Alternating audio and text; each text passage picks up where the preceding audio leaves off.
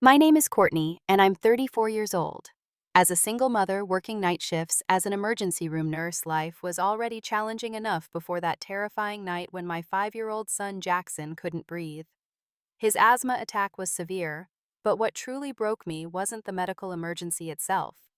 It was hearing my own mother refuse to help him, coldly stating, "I'm not your servant." The same woman who somehow finds endless time and energy to be grandmother of the year for my sister's children. Before I share how this family betrayal unfolded, let me know where you're watching from, and hit like and subscribe if you've ever felt abandoned by family when you needed them most. I grew up in a modest neighborhood in Portland where the houses all looked similar, but what happened inside them varied greatly. In our home, there was always an unspoken hierarchy. My younger sister Natalie was the golden child, while I was the one who could never quite measure up. Our mother Linda, now 62, made this favoritism clear in countless small ways that accumulated over time like tiny paper cuts to my self-esteem. When Natalie brought home B grades, there were celebrations and ice cream.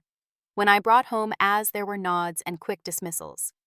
"That's what you're supposed to do," Mom would say. My achievements were expected. Natalie's were exceptional. This pattern continued through our teenage years, with Natalie receiving driving lessons from Mom, while I had to save up for professional instruction. Despite this imbalance, I was determined to forge my own path. After high school, I announced my decision to become a nurse, something that had called to me ever since I volunteered at a local hospital during my junior year. "A nurse? Wouldn't you rather go into something more prestigious?" Mom asked, her disapproval barely concealed. "Your cousin Heather just got accepted to law school." Natalie, meanwhile, decided to major in communications, which received enthusiastic support and funding from our parents. I worked 2 jobs to put myself through nursing school, taking evening shifts at a diner and weekend shifts at a pharmacy to cover tuition and expenses. It was during my second year of nursing school that I met Troy. He was working as a paramedic and would often bring patients into the emergency department where I was doing my clinical rotations. Tall, with kind eyes and an easy smile, he noticed me one night when I was the only student who didn't flinch at a particularly gruesome trauma case. "You've got steady hands," he said afterward in the cafeteria. "That's rare for students." Our relationship progressed quickly. Within 6 months, we were dating seriously, and a year later, we were engaged. My mother's reaction to the news was lukewarm at best. "Are you sure about this? You're still so young and your career is just starting." When Natalie got engaged to Daniel, a financial analyst from a wealthy family, 3 years later, my mother threw an elaborate engagement party and spent weeks helping plan their dream wedding.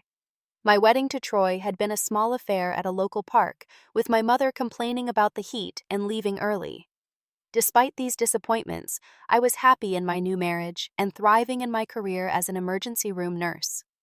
Troy and I settled into a small but comfortable apartment, and 2 years later, we welcomed our son Jackson into the world. The first time I held Jackson in my arms, I made a silent promise that he would never feel the sting of conditional love that had colored my own childhood. He would be loved completely, exactly as he was. Jackson was a beautiful baby with Troy's bright blue eyes and my dark curls. He was curious and alert from the beginning, taking everything in with a watchfulness that seemed beyond his years. My mother visited briefly after his birth, staying just long enough to comment that he looked small and to remind me not to overfeed him. When Jackson was 2, we noticed he was having trouble breathing after playing at the park. What we initially thought was a cold developed into a frightening episode where his little chest heaved as he struggled for air. We rushed him to the emergency room where I worked the fear unlike anything I had ever experienced, even after years of treating critical patients. "He has asthma," the pediatric specialist confirmed after running tests, "and it appears to be a severe case." Thus began our journey of managing Jackson's condition, learning about triggers, medications, and emergency protocols. Troy was supportive at first, taking time off work to attend doctor's appointments and learning how to use Jackson's inhaler and nebulizer. But the stress of having a child with a chronic condition, coupled with the financial strain of medical bills, began to take its toll on our marriage. Troy became more distant, working longer shifts and spending weekends with friends rather than at home. When Jackson was 3, I discovered text messages on Troy's phone that confirmed my suspicions. He was having an affair with a dispatcher from work. Our divorce was quick but painful. Troy didn't fight for custody, seeming almost relieved to be freed from the responsibilities of parenthood. He moved to Arizona with his new girlfriend 6 months later, promising to call regularly and visit whenever possible. Those promises dwindled to occasional texts and birthday cards with no return address. Meanwhile, Natalie's life continued along its charmed path. She and Daniel had twin girls, Sophia and Emma, who were born perfect and healthy. My mother transformed into a doting grandmother overnight, babysitting regularly and posting countless photos of herself with the twins on social media with hashtags like #blessedgrandma and #bestdayever. "Your sister is so lucky to have two perfect little angels," Mom would say during our infrequent phone calls. "And Daniel is such a provider. They just bought that beautiful house in the suburbs. The girls will have so much space to play." These conversations were always followed by thinly veiled criticism of my own situation. "How's Jackson doing with all those medications, poor thing? And you're still in that apartment.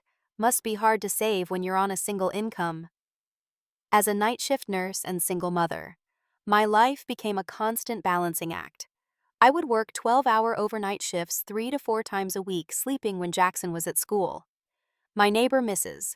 Patterson, a retired teacher, would stay with Jackson on nights I worked, and I would pick him up from school most afternoons.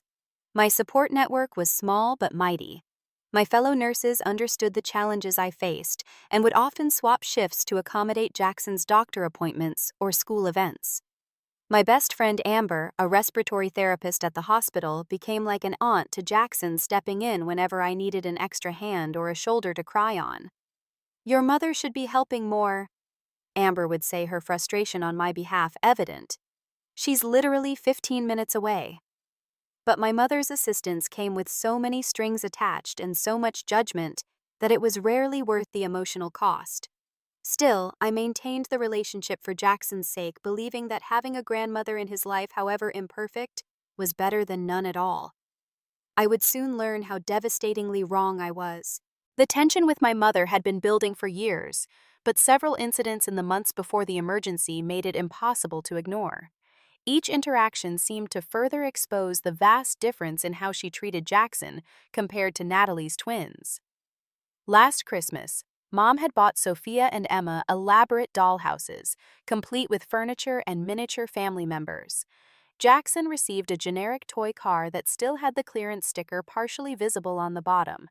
When he excitedly showed it to his grandmother, she barely looked up from her phone. "That's nice, Jacob," she said, getting his name wrong as she often did.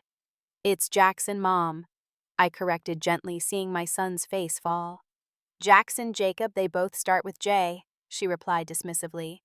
There was also the birthday party incident. For the twins' 5th birthday, Mom organized an extravagant princess-themed celebration in her backyard, complete with a bouncy castle professional face painter and personalized cakes. She spent weeks planning it, sending out custom invitations and buying matching outfits for the girls. When Jackson's 5th birthday approached a month later, I asked if she would be willing to host a small gathering in her backyard since our apartment complex had limited outdoor space. "Oh, I don't think that will work," she said quickly. "My roses are being treated for aphids and the yard needs to be undisturbed. Besides, isn't Jackson still on those medications? Probably better to keep things low-key." I ended up hosting a small celebration at a local park with a few friends from Jackson's kindergarten class. Mom arrived 30 minutes late, stayed for less than an hour, and left before cake was served, claiming she had a headache. But perhaps the most telling incident occurred when Jackson had an asthma flare-up during a family dinner at Mom's house. He began wheezing after playing with a new kitten she had adopted, unaware that I had mentioned Jackson's pet dander allergy multiple times. "Mom, can you grab his inhaler from my purse in the kitchen while I get him away from the cat?" I asked urgently as Jackson's breathing became labored. She sighed heavily before getting up. "You know, Courtney, Natalie's girls never have these issues. Maybe if you had been more careful during pregnancy." I bit my tongue, focusing on Jackson rather than responding to her cruelty. When she returned with the inhaler, she handed it to me with obvious distaste, as if the medication itself was somehow an inconvenience to her. After several puffs from his inhaler and 15 tense minutes, Jackson's breathing eased, but the evening was ruined. As we prepared to leave, Mom made no effort to hide her relief. "Next time, maybe leave him with a sitter if he can't handle being around normal household pets," she suggested. In the car on the way home, Jackson was unusually quiet. When we stopped at a red light, I glanced in the rearview mirror and saw tears silently running down his small face. "What's wrong, sweetie?" I asked, my heart breaking. "Does Grandma not like me because I get sick?" he asked in a small voice. I pulled the car over, unbuckled my seatbelt, and turned to face him fully. "Jackson, listen to me. Your asthma is not your fault, and there is nothing wrong with you. Grandma just doesn't understand, okay? But I love you exactly as you are more than all the stars in the sky." That night, after tucking Jackson into bed, I called my best friend Amber and sobbed into the phone. "I don't know how much longer I can keep exposing him to her," I confessed. "But she's his only grandmother. Troy's parents died before he was born, and mine are divorced. Dad lives in Florida with his new wife and rarely calls." "Blood doesn't make someone family," Amber said firmly. "Real family shows up, period." As the medical bills for Jackson's condition continued to pile up, I found myself working extra shifts whenever possible. The physical and emotional exhaustion was overwhelming, but I had no choice. Jackson's specialist wasn't covered fully by insurance, and his medications were expensive even with coverage. Mom's comments about our financial situation became more frequent and biting. "I saw the cutest little outfit for Jackson at the mall," she'd say, "but it was pretty expensive. I wasn't sure if that would work for your budget." Meanwhile, she would casually mention the college funds she had started for Natalie's twins, or the vacation she was helping them plan to Disney World. During a family gathering for my aunt's birthday, the favoritism was on full display. Mom had created a slideshow of family photos featuring dozens of images of Natalie, Daniel, and the twins.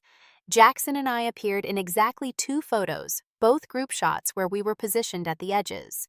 After dinner, the adults gathered in the living room while the children played in the backyard.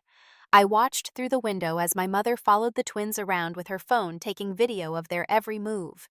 Jackson attempted to show her a caterpillar he had found tugging gently at her sleeve, but she brushed him off without even looking down. That evening, I finally confronted her. "Mom, I need to talk to you about how you treat Jackson compared to the twins." She looked genuinely confused. "What are you talking about? You barely acknowledge him. You never offer to help with him but babysit the twins weekly. You get their names right. You take interest in what they do." Her expression hardened. "You're being oversensitive as usual. Just because I don't coddle Jackson like you do doesn't mean I don't care. Besides, he's always sick or needing something special. The girls are just easier." "Easier?" I repeated, stunned by her casual cruelty. "He's a child, not a houseplant." "This is exactly why I keep my distance," she replied. "You've always been so dramatic, turning everything into a big issue. Natalie never does this."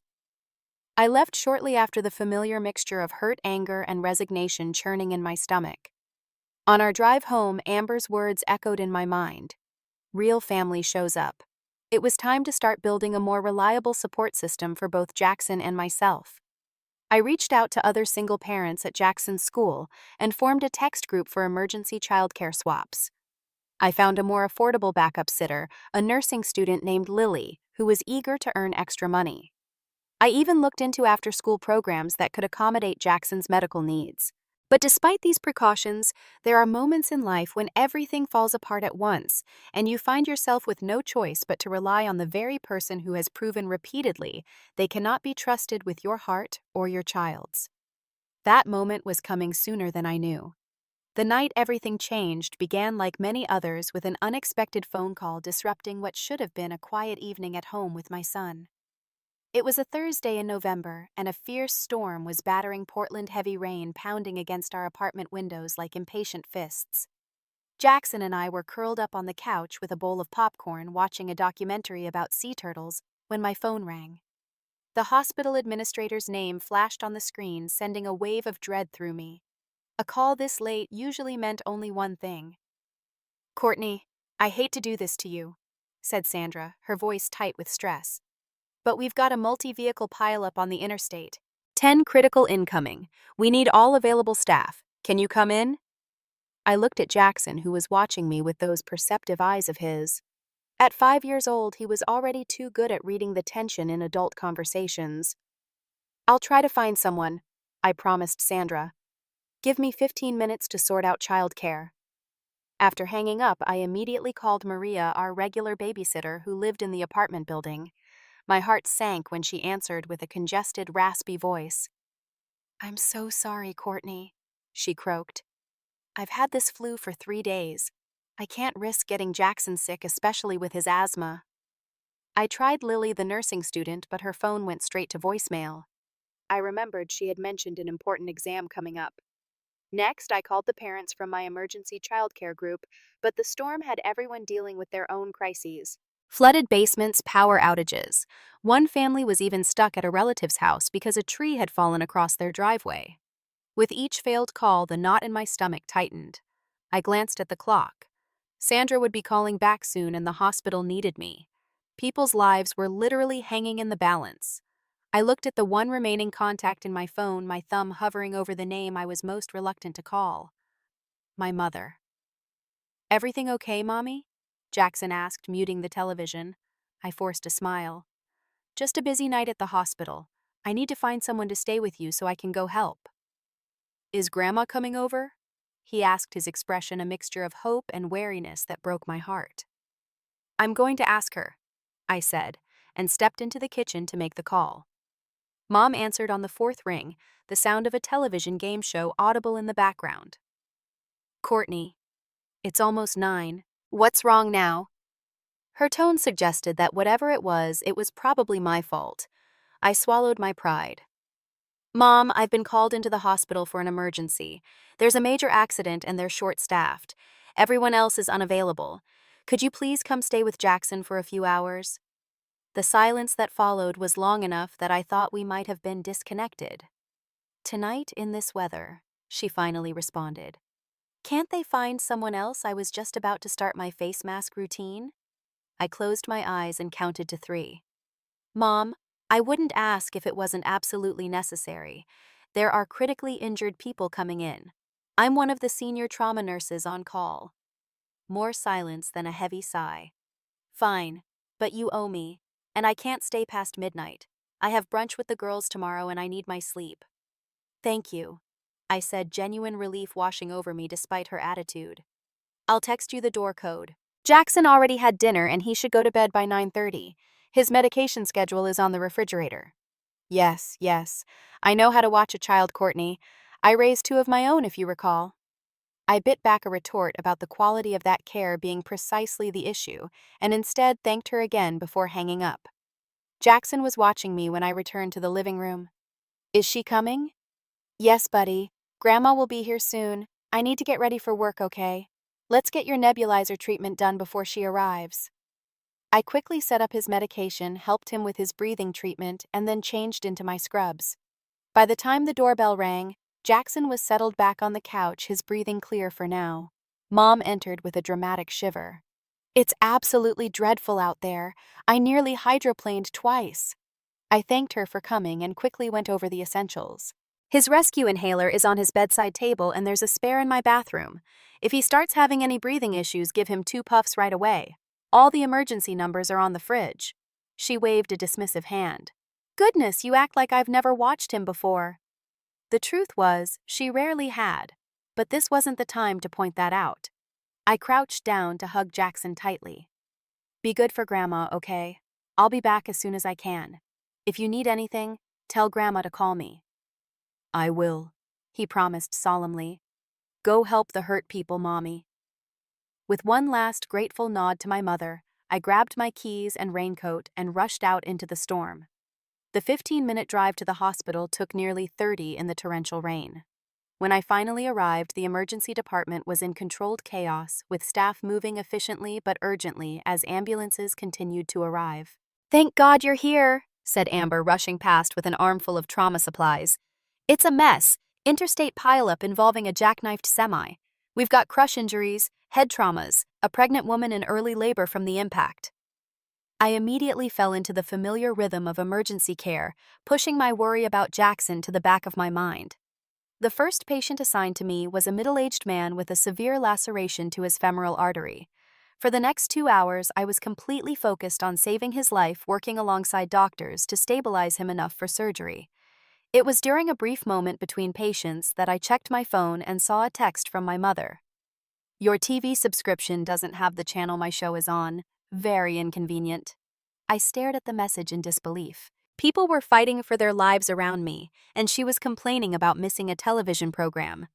I didn't have time to respond as another ambulance arrived with 3 more patients.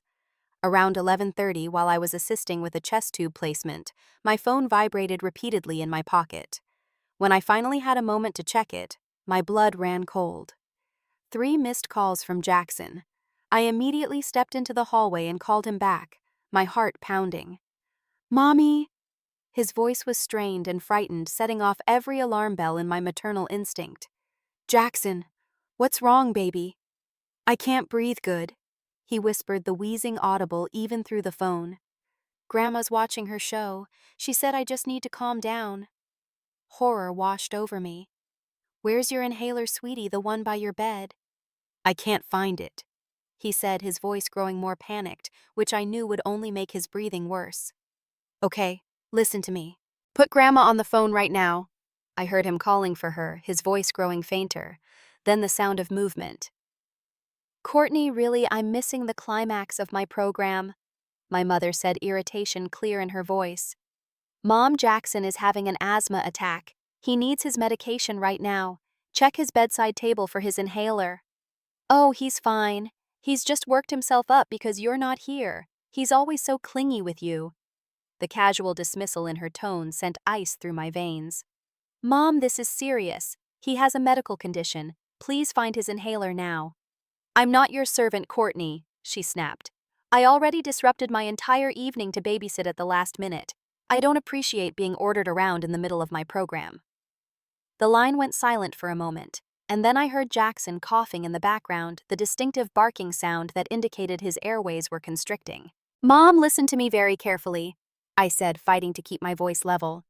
"Jackson is having a severe asthma attack. This is a medical emergency. Get his inhaler now, or I will call 911 and have them come to the apartment."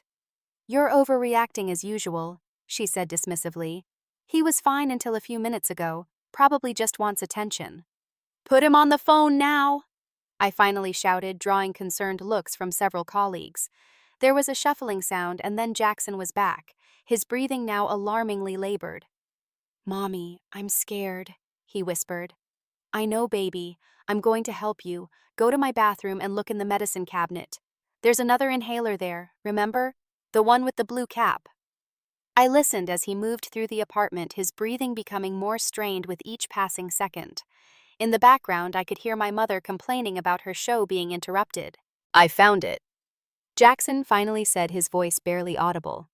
"Good job. Now you remember how to use it, right? 2 puffs just like we practiced." I talked him through taking the medication, hearing the slight relief in his breathing after the first puff. But something wasn't right. The attack wasn't subsiding as it normally would. "Jackson, where's Grandma now?" "On the couch," he whispered. "She's mad at me." I made a split-second decision. "Okay, I'm calling an ambulance and I'll be home as soon as I can. Stay on the phone with me."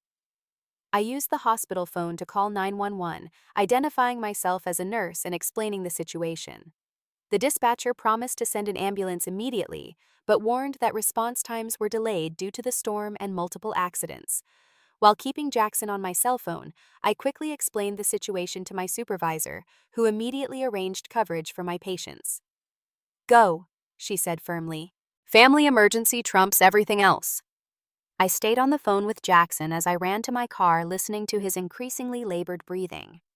The drive home was a blur of rain and fear, my windshield wipers fighting a losing battle against the downpour. "Jackson, is Grandma helping you?" I asked, desperate to know if my mother had finally recognized the severity of the situation. "No," came his faint reply. "She said I'm being dramatic like you." As I navigated the flooded streets, I heard the most terrifying sound a parent can hear. Jackson's breathing became a desperate, high-pitched wheeze, followed by an eerie silence. "Jackson, Jackson!" I screamed into the phone. No response. I heard my mother's voice distant, as if she had picked up Jackson's dropped phone. Courtney, I think something's really wrong with him. He collapsed. The ambulance is on its way, I shouted. Start rescue breathing if he's not breathing. Do you hear me, Mom? But the call disconnected either from a dropped signal in the storm or because she had hung up. I pressed the accelerator harder, praying I wouldn't hydroplane as I raced through the rain toward my son. When I finally screeched to a halt outside our apartment building, an ambulance was just arriving, its lights casting red and blue shadows through the rain. I ran alongside the paramedics to my unit, fumbling with my keys in my shaking hands. The scene inside will haunt me for the rest of my life. Jackson lay unconscious on the living room floor, his lips tinged blue while my mother sat on the couch scrolling through her phone. He just fell over, she said when she saw me, as if describing a minor inconvenience rather than my child fighting for his life. I was about to call you again. The paramedics pushed past her and immediately began treating Jackson, placing an oxygen mask over his face and starting an IV. One of them looked up at me. How long has he been like this? I don't know exactly, I said, looking to my mother. She shrugged. Maybe 5 minutes. It all happened so fast. I was watching my show and then he was making all that noise. Did you administer his rescue medication? The paramedic asked her.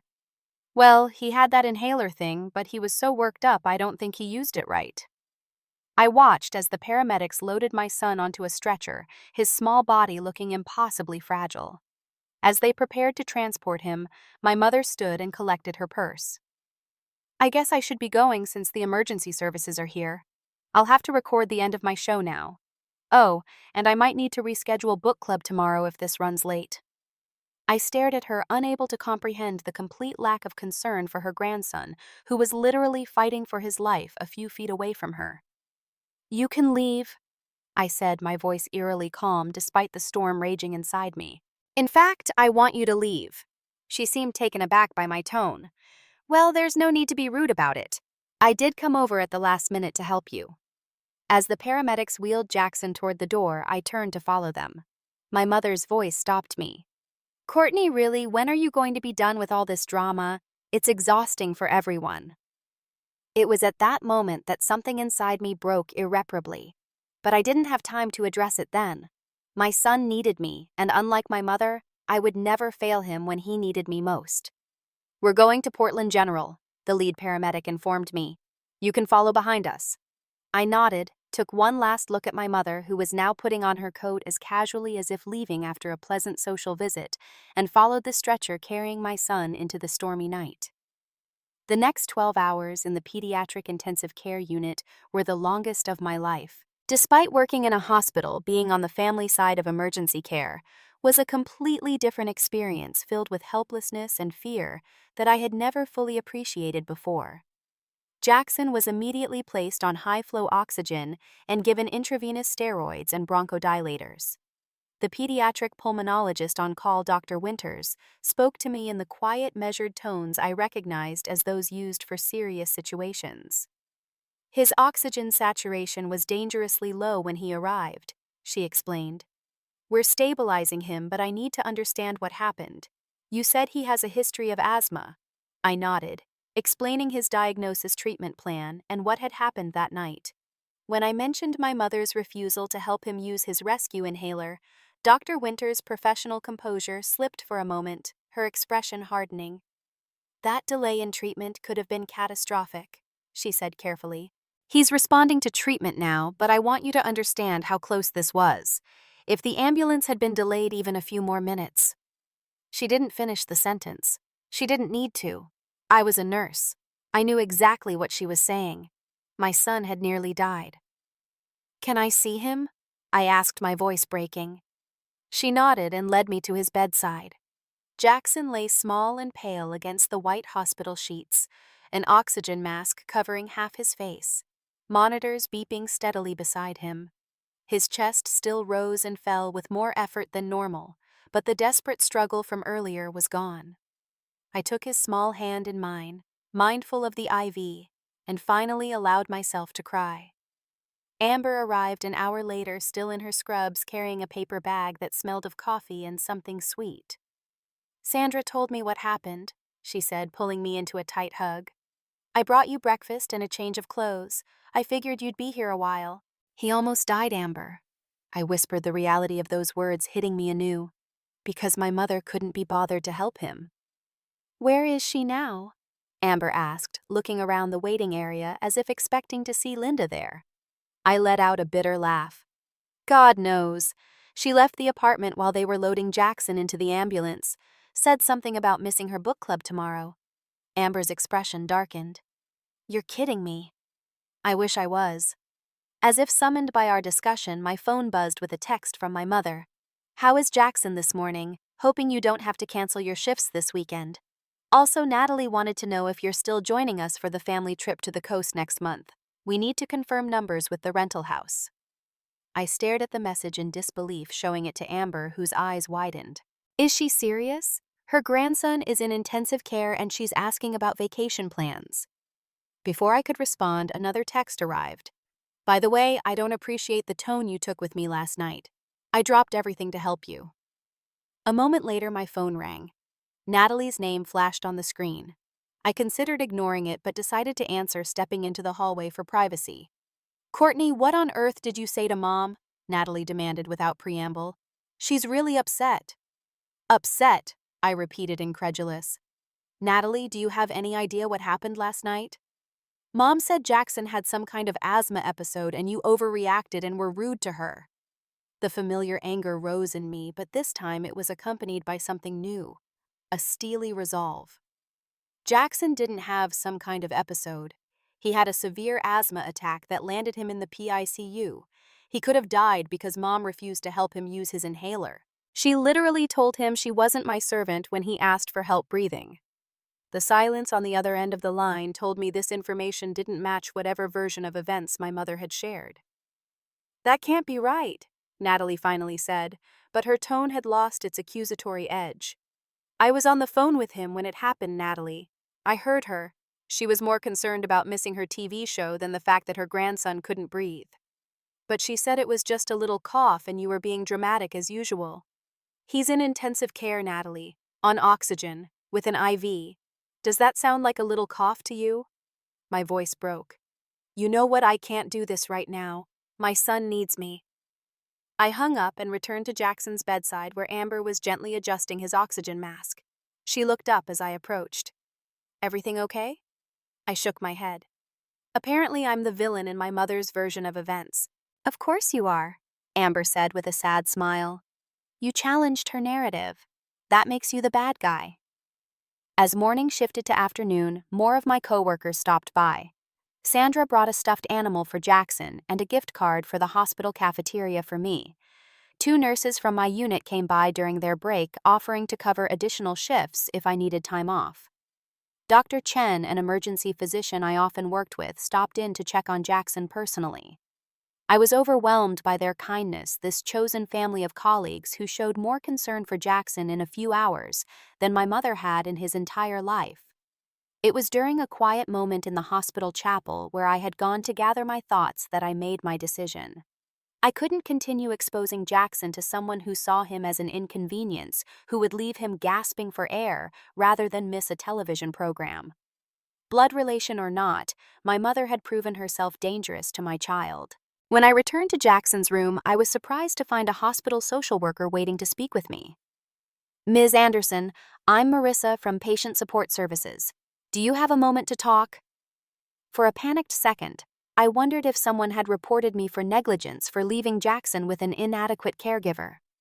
But Marissa's warm smile quickly dispelled that fear. Dr. Winters mentioned your situation, and I wanted to let you know about some support resources we have available. We have an emergency fund for families facing medical crises, and I think you might qualify for assistance with Jackson's bills. She handed me some forms and explained how the hospital's charity care program worked, especially for staff members in need. She also provided information about a support group for parents of children with chronic conditions. Being a single parent is hard enough, she said kindly. Adding a child with special medical needs on top of that is a tremendous challenge. You don't have to do it alone. By the early evening, there was good news. Jackson's oxygen levels had improved significantly, and he was awake, groggy, but alert. When his eyes found mine, the relief was so intense I nearly collapsed. Mommy, he whispered behind the oxygen mask. "I'm here, baby," I said, careful not to disturb his IV as I held his hand. "I'm right here." "Where's Grandma?" he asked, his voice small and confused. The question broke my heart all over again. Even after what had happened, he still looked for her, still hoped for her love and attention. "She had to go home, sweetheart," I said carefully. "But Aunt Amber was here earlier and she's coming back later. And look at all the people from the hospital who came to see you." I pointed to the collection of stuffed animals cards and small gifts that had accumulated throughout the day. Jackson nodded, accepting this explanation with the trusting nature of a child, but then asked the question that shattered what remained of my composure. "Mommy, why didn't Grandma help me when I couldn't breathe? Was she mad at me?" I took a deep breath, fighting back tears. "No, baby, she wasn't mad at you. Grandma just doesn't understand your asthma very well. But that's not your fault, okay? None of this is your fault." He seemed to consider this, his small forehead wrinkling in thought. "She helps Sophia and Emma when they need things." The simple observation, so accurate and so heartbreaking, left me momentarily speechless. Even at 5 years old, Jackson had noticed the disparity in how his grandmother treated him compared to his cousins. "Some people have a hard time understanding that different children need different kinds of help," I finally said, choosing my words carefully. "But I promise you, Jackson, you will always get the help you need. Always." He nodded solemnly, then asked if he could have some water. Such a simple, normal request after the terror of the night before. I helped him take small sips through a straw, marveling at his resilience. As Jackson drifted back to sleep, exhausted from the ordeal his little body had endured, my phone lit up with a text from Natalie. "Just talked to Dr. Winters. Mom didn't tell me how serious it was. I'm so sorry, Court. Can we talk tomorrow? I think there's a lot Mom hasn't been telling me." I stared at the message, a complex mixture of emotions washing over me. Part of me wanted to ignore it, to cut ties with my entire family and focus solely on Jackson. But another part recognized the olive branch Natalie was extending, perhaps the first real acknowledgement from her that our mother's behavior wasn't normal or acceptable. I typed back a simple response. "Jackson's improving, still in PQ. We'll call you tomorrow." For 36 grueling hours, I barely left Jackson's side, sleeping in the uncomfortable recliner beside his bed, waking at every change in his breathing or beep of the monitors. Slowly but surely, he improved. His oxygen requirements decreased, his breathing eased, and by the morning of the third day, Dr. Winters was discussing discharge plans. "He's doing remarkably well considering how severe the attack was," she said, reviewing his latest vitals. "I'm adjusting his maintenance medications and adding a course of oral steroids. I'd like to see him in my clinic next week for follow-up." She paused, her expression softening. "He's a fighter, your boy, and he has an excellent advocate in his corner." As she turned to leave, she added, "By the way, the hospital administrator approved your emergency leave request. You're covered for 2 weeks with pay. Take the time to get him stabilized at home." I was overwhelmed with gratitude both for Jackson's recovery and for the support my workplace had shown. Throughout this ordeal, I had discovered who my real family was, and it wasn't defined by blood or shared last names. It was defined by who showed up when it mattered most. My supervisor had visited twice, bringing food and offering childcare connections. Amber had practically moved in, running to our apartment to bring fresh clothes and Jackson's favorite stuffed animal. My coworkers had organized a meal train for when we returned home. Meanwhile, my mother had sent exactly one text asking if Jackson was still in the hospital, and commenting that she hoped he'd be better in time for Thanksgiving because she didn't want to have to explain his absence to the family, as if his medical crisis was an inconvenience to her holiday plans. When Jackson squeezed my hand and gave me a small, brave smile from behind his oxygen mask, I knew with absolute certainty what I needed to do. No more second chances. No more excuses. No more exposing my child to someone who had proven in the most terrifying way possible that she couldn't be trusted with his well-being. It was time to set boundaries that should have been established long ago. After 5 days in the hospital, Jackson was finally cleared to come home. His breathing had returned to normal, his medication regimen had been adjusted, and the pediatric pulmonologist had provided us with a detailed action plan for managing his asthma going forward.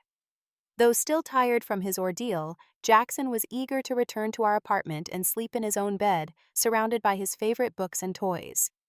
The drive home was peaceful, the storm having passed days ago, leaving behind clear blue skies and autumn leaves scattered across the roads. Jackson gazed out the window from his car seat, pointing out dogs being walked and Halloween decorations that had appeared during our hospital stay.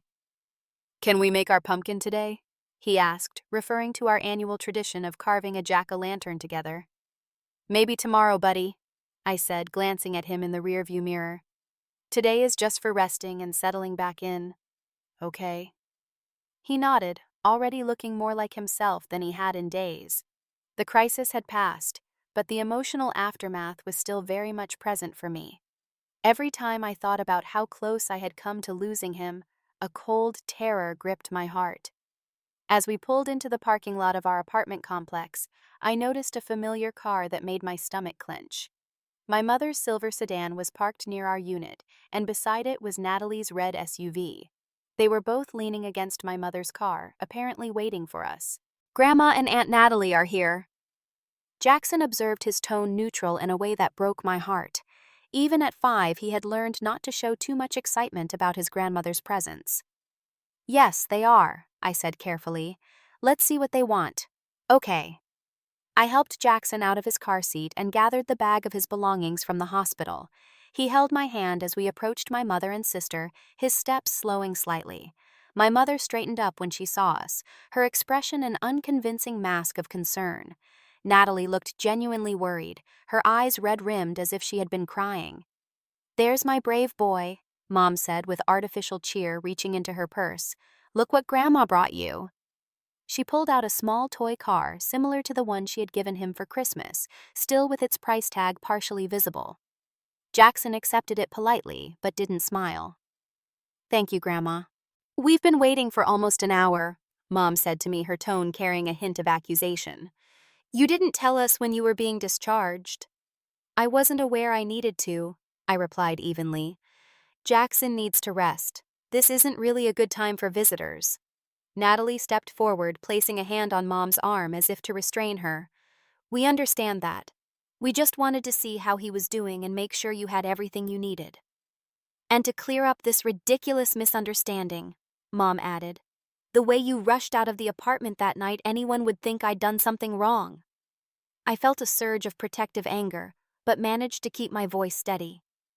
"Jackson, sweetheart, why don't you go inside and find a good spot for your new car? I'll be right in." I unlocked the apartment door and watched him shuffle inside, then turned back to face my mother and sister. Natalie had already pulled out her phone and was holding it up. "What are you doing?" I asked. "Just getting a quick video for Instagram," she replied. "Everyone's been so worried. I thought it would be nice to show Jackson coming home from the hospital reunited with his grandmother."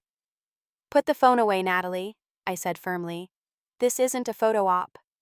She looked surprised but lowered the phone. My mother sighed dramatically. "Really, Courtney, there's no need for that tone. We're just trying to be supportive." "Supportive?" I repeated the word, tasting bitter on my tongue. "Is that what you call it?" "Mom, maybe we should go inside," Natalie suggested, glancing around at the parking lot. "This isn't really a conversation for public." "Fine, but it will be brief. Jackson needs rest." We entered the apartment where Jackson was already sitting on the couch, the toy car forgotten beside him as he flipped through one of his picture books. He looked up as we all came in, his expression wary. "Jackson, why don't you go read in your room for a bit while I talk to Grandma and Aunt Natalie?" I suggested gently. He nodded and slipped off the couch, taking his book with him. Once his bedroom door was closed, I turned to face my mother and sister. "So," I began, my voice calm but firm, "let's be clear about what happened the other night." "Yes, let's," my mother said, settling herself on the couch as if preparing for a pleasant chat. "I think there have been some exaggerations about the situation."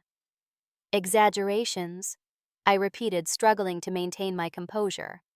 "My son was rushed to the pediatric ICU because you refused to help him during a severe asthma attack.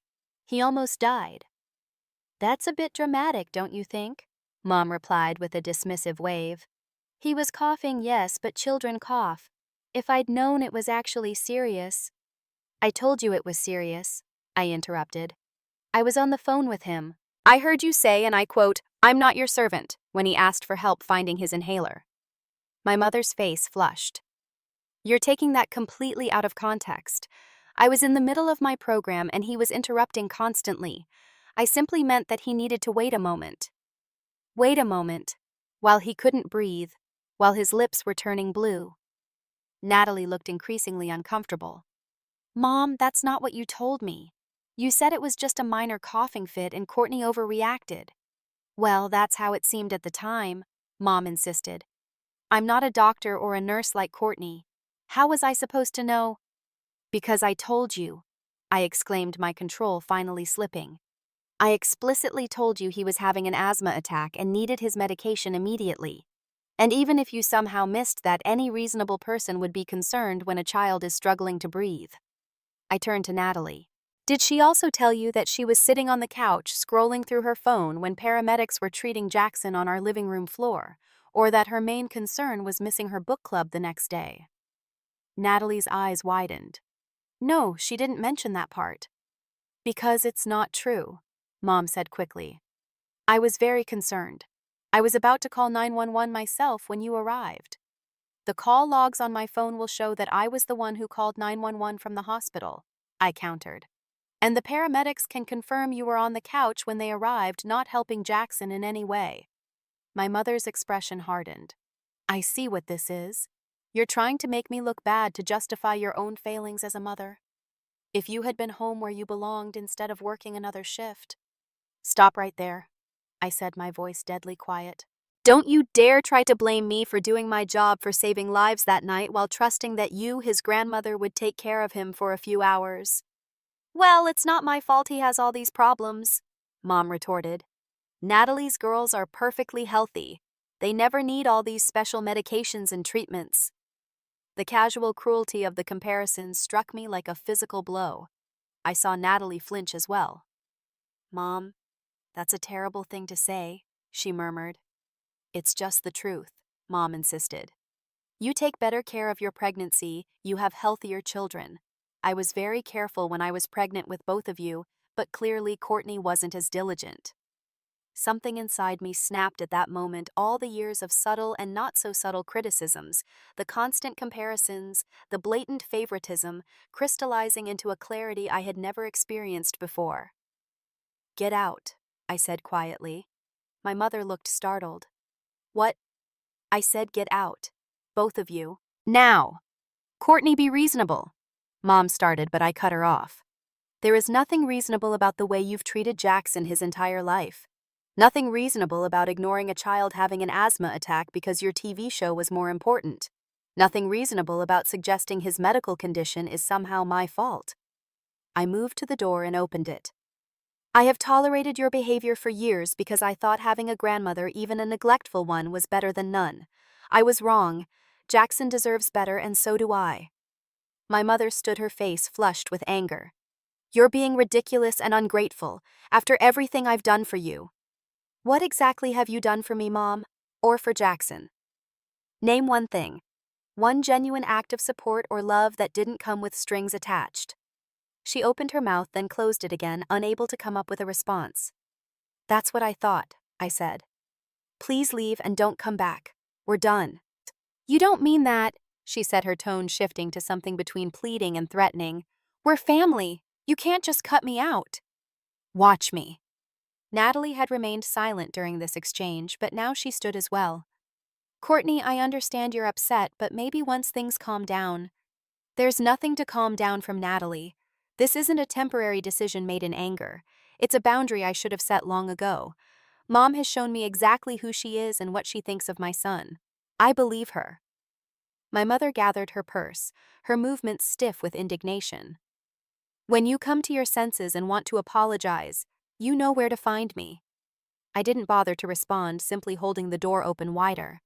As she brushed past me, I felt a strange lightness, as if a weight I had been carrying for years had suddenly lifted. Natalie lingered, uncertainty in her eyes. Court, I had no idea it was this bad. The way Mom described things has always been designed to make her look good and me look bad. I finished for her. I know, It's not entirely your fault for believing her, but I need you to leave now too. Jackson needs rest, and I need space. She nodded slowly. Can I call you later? Please. I hesitated, then gave a slight nod. Not today. Maybe in a few days. After they left, I closed the door and leaned against it, exhaling slowly. The apartment felt different somehow, cleaner and lighter, as if the air itself had been purified by the removal of my mother's toxic presence. I went to check on Jackson, finding him curled up on his bed with his book, his eyes heavy with fatigue. Are they gone? He asked softly. Yes, sweetheart. It's just us now. He seemed to relax at that. Good. Grandma makes you sad. The simple observation, so accurate and yet so heartbreaking coming from a 5-year-old, brought tears to my eyes. You're right, she does. But we're going to be just fine without her. As Jackson drifted off to sleep, his breathing steady and unlabored for the first time in days, I sat beside his bed and began making a list. All the people who had shown up for us during this crisis, all the resources Marissa from social services had provided, all the steps I needed to take to ensure that Jackson and I would not just survive without my mother's conditional support, but thrive. For the first time since Jackson's birth, I felt truly free to create the family he deserved, one built on genuine love rather than obligation or performance. The road ahead wouldn't be easy, but it would be ours to travel together, without the constant shadow of criticism and comparison. As I watched my son's peaceful slumber, I made a promise to both of us. We would build something better than what I had grown up with. A home where love wasn't earned but freely given. Where struggles were met with support rather than judgment. Where neither of us would ever again be made to feel that we weren't enough exactly as we were. I gently brushed a curl from Jackson's forehead and whispered, "We're going to be more than okay. We're going to be extraordinary."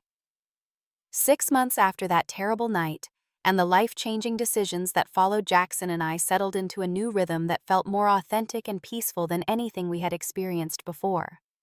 Spring had arrived in Portland, bringing cherry blossoms and fresh beginnings that seemed perfectly timed with our own renewal.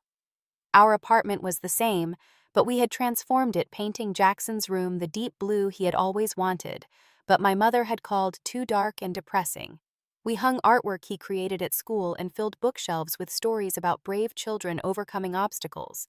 It was a space that celebrated who he was, rather than trying to make him fit someone else's expectations. Jackson's health had improved significantly as well. His asthma wasn't gone, of course, but the attacks had become less frequent and less severe.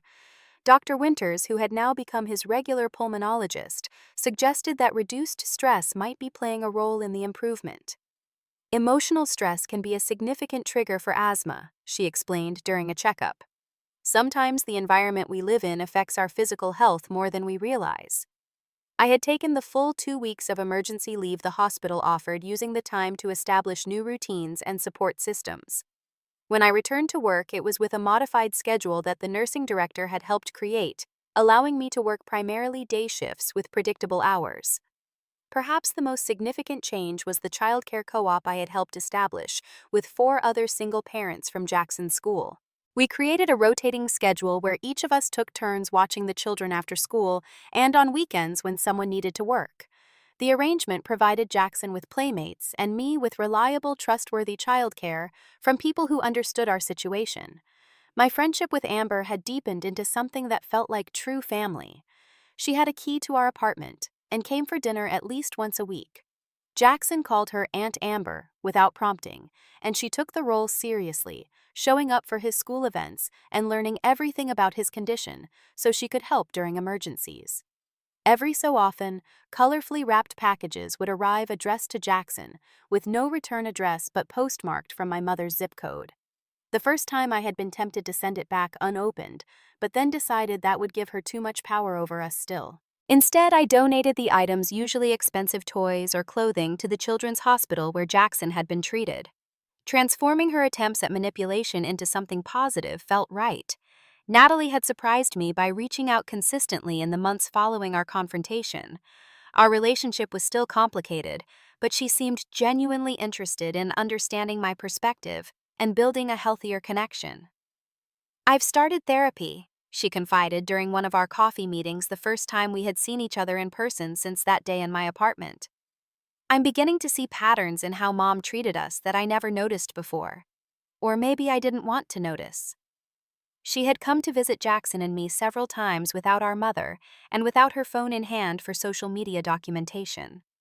The visits were slightly awkward at first, but increasingly genuine. She had even admitted that her perfect life with Daniel wasn't as flawless as it appeared on Instagram. "We've been having problems for a while," she confessed during our most recent conversation. "Mom keeps telling me to just hide it and focus on maintaining appearances, but that's exhausting."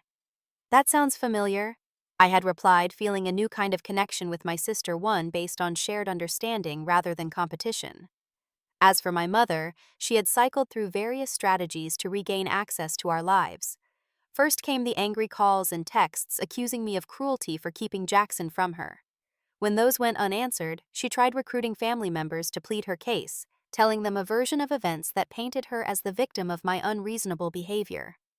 When that failed, she switched to sending tearful voicemails about how much she missed Jackson and how she deserved to be part of his life.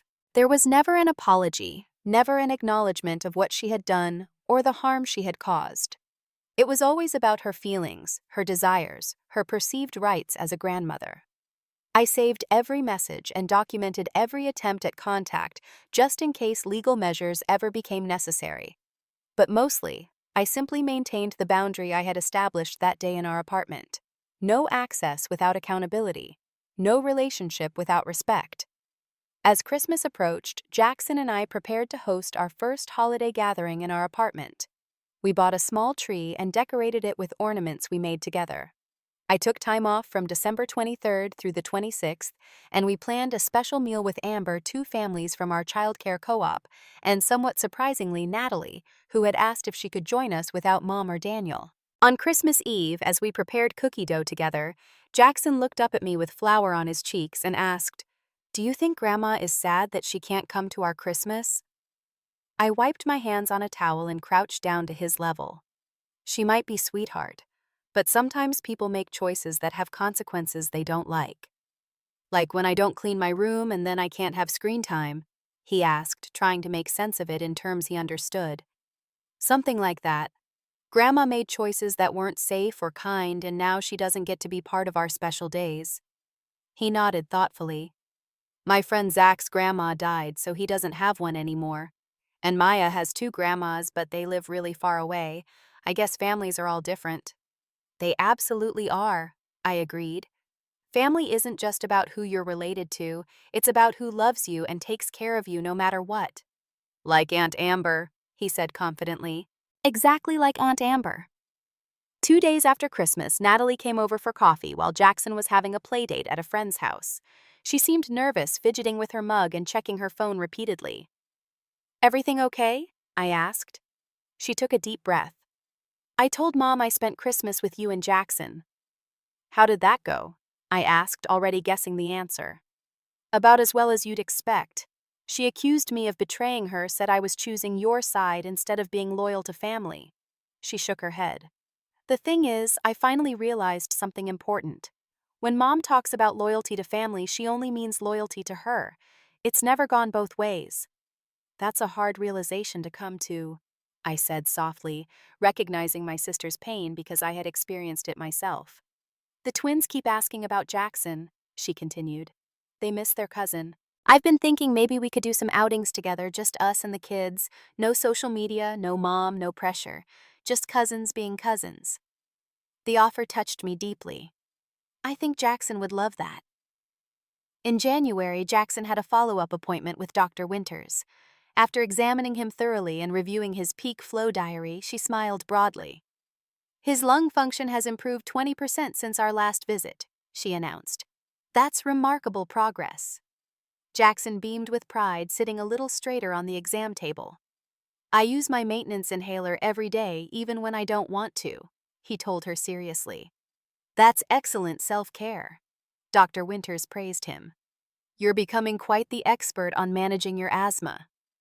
As we left the clinic, Jackson skipped ahead, energized by the positive report. "Can we get ice cream to celebrate my good lungs?" he asked. Absolutely. I agreed, watching him bounce with excitement. This child who had nearly died in my arms 6 months ago was now thriving in ways I hadn't dared to hope for during those dark days in the hospital. That evening, as Jackson was getting ready for bed, my phone rang with Natalie's ringtone. I answered to find her in tears. "Mom showed up at our house unannounced," she explained between sobs. "She was upset that I'm taking your side and started saying horrible things about you in front of the twins. When I asked her to stop, she went on this rant about how I've changed and I'm not the daughter she raised anymore." "I'm so sorry," I said, genuinely feeling for her. "That must have been terrible. The worst part is she's right about one thing. I have changed. I'm starting to see how toxic her behavior is, how she pits us against each other, how she tries to control everything. I told her she needed to leave and that she couldn't come back until she could be respectful." I was stunned. Natalie had always been the compliant daughter, the one who followed Mom's script to the letter. "That took a lot of courage," I told her. "It didn't feel like courage," she admitted. "It felt terrifying. But watching how much healthier and happier Jackson is without her influence, it made me think about what environment I want for my girls." After we hung up, I checked on Jackson, who was already asleep, his breathing deep and even, his favorite stuffed dinosaur clutched to his chest. The peaceful scene brought tears to my eyes as I reflected on how far we had come. From the moment of his birth, I had worried about giving Jackson the family he deserved as a single mother, with limited resources and a toxic maternal figure. I had tolerated my mother's behavior, making excuses and minimizing the harm because I thought any grandmother was better than none at all. But standing in his doorway that night, watching my son sleep soundly in a home filled with authentic love rather than conditional approval, I knew with absolute certainty that I had made the right choice. By setting firm boundaries with my mother, I hadn't taken something from Jackson. I had given him something precious instead, the freedom to grow up without the weight of emotional manipulation and the knowledge that he was worthy of respect exactly as he was. The painful but necessary lesson I had learned was that family isn't defined by blood or obligation. It's built through actions, through showing up consistently, through prioritizing someone else's well-being, even when it's inconvenient. It's created in small moments of kindness and monumental acts of love. It grows stronger with every boundary respected and weaker with every boundary violated. My mother had chosen her television show over her grandson's ability to breathe. In doing so, she had made the decision for us, drawing a line that could not be uncrossed. But from that terrible night had come a freedom I hadn't known was possible, a chance to redefine what family meant for Jackson and me. The next morning, as we ate breakfast together before school and work, Jackson looked up from his cereal with that thoughtful expression that always preceded something profound. "Mom, you know what I think?" he asked. "What's that, buddy? Our family is small but really loves us," he stated with the simple wisdom of childhood. "And that's better than a big family that doesn't." I reached across the table and squeezed his hand, marveling at how much this little boy had taught me about what truly matters in life. "You're absolutely right," I told him. "Quality over quantity, always." As spring continued to unfold around us, bringing new growth and possibilities, I found myself filled with a quiet confidence I had never experienced before. By walking away from the conditional love that had shaped my childhood, I had opened the door to something authentic and healing for both Jackson and myself. We were building our own definition of family, one based on genuine care rather than obligation or performance. And in that space of freedom and acceptance, we were both flourishing in ways I had never imagined possible. Some families are born. Others are built deliberately and with purpose from the ashes of what was into something stronger and more beautiful than what came before. Ours was the latter, and I wouldn't have it any other way. Have you ever had to make the difficult decision to cut ties with a toxic family member for your own well-being or to protect your child? How did you navigate that challenging journey? Share your experience in the comments below. And if this story resonated with you, please hit that like button, subscribe to hear more stories of family transformation, and share with someone who might need to hear that sometimes the healthiest families are the ones we choose for ourselves. Thank you for being part of our journey, and remember that you deserve authentic love, not performance.